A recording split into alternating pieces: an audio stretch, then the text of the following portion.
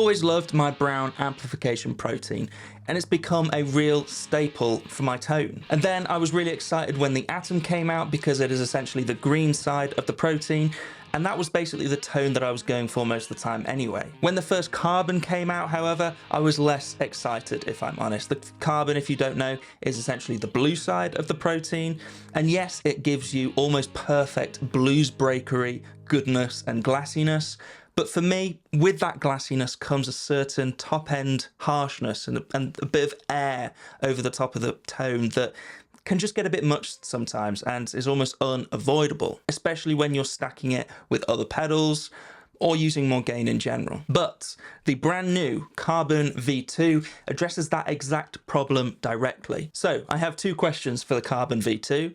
Is it now the perfect Bluesbreaker? And number two, do you need one?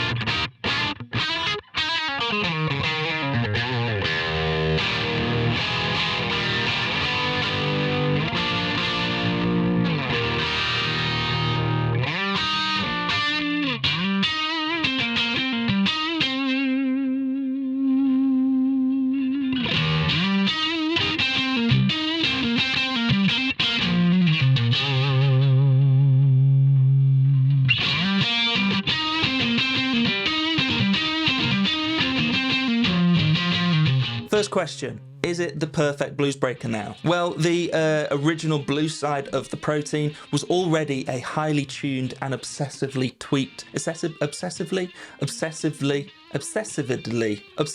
tweaked version of that circuit to give you the most flexibility, and to be honest, it just sounds good. It's a sound that just works for guitar players. There is a reason why some of the most successful guitarists in the world have used that sound and have become known for using that sound. The Carbon especially is an incredibly open sounding overdrive pedal, but still remains focused somehow. You can get great boosted tones, glassy edge of breakup overdrive, and when you crank it, you can even get a pretty good lead sound.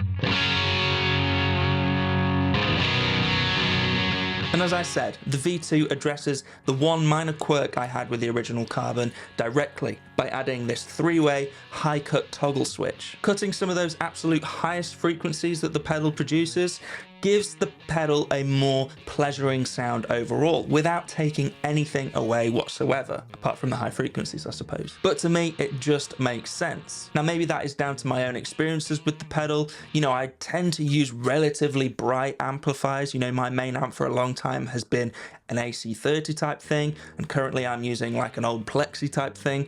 Both famously bright amplifiers, so any high cut I can get is going to be welcomed, which is why it's great that we have 3 different options of high cut. In the middle is the original carbon circuit, completely unchanged and basically no high cut whatsoever. It's open, it's bright, it's brilliant, it's what we know and love. To the left is a very subtle high cut just for shaving off a few of those high frequencies, and then to the right is a more dramatic high cut, but I would say it still is relatively subtle because it doesn't change the core character of the carbon whatsoever.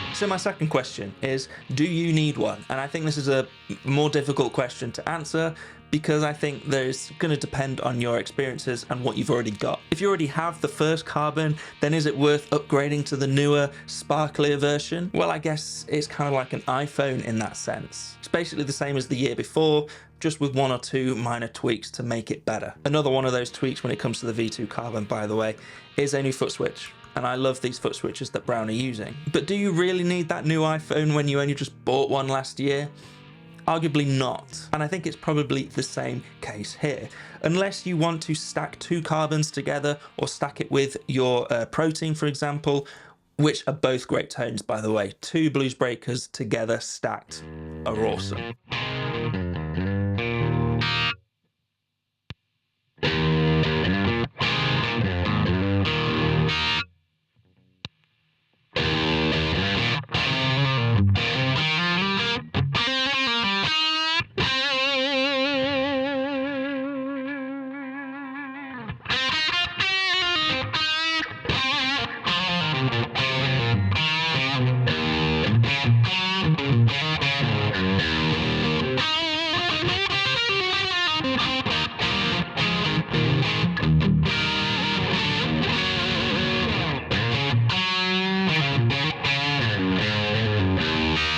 So for everyone else who hasn't jumped on the Browne train yet, Browne train, ugh, that sounds funny. Do you need one? If you've got an overdrive shaped hole on your pedal board that you're missing and you're looking for something, then I absolutely can recommend this pedal. It's incredibly versatile, maybe even more so than the Atom because it has overall a more transparent character and probably does the lower gain stuff a bit better as well. It's more in its wheelhouse. The high cut makes it more flexible and easier to work with, essentially just makes it work better with any rig. Plug it into any amp and you're going to get a great tone. It's built brilliantly and it works flawlessly, and it kind of just shows that there's been so many iterations of this pedal now. You know, it's just been really fine-tuned. The recipe is nailed down. It's meticulously designed, and now I think that just every crease and crinkle has been ironed out.